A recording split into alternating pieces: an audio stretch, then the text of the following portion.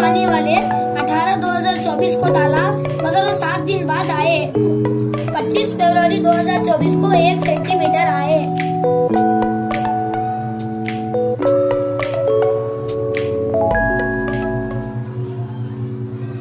ये मीठे पानी का है, ये मीठे पानी का है और ये नमक के पानी का है। हम इससे आपको इससे क्या मालूम हुआ?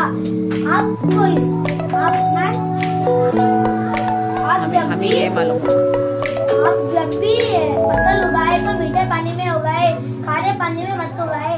खारे पानी में उगेंगे नहीं, मीठे पानी में ही उगेंगे। शुक्रिया।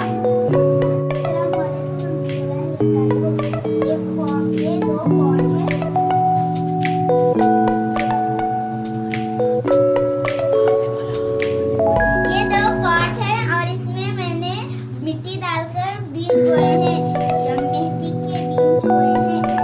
ये मीठे पानी का पॉट है और एक खारे पानी का पॉट है।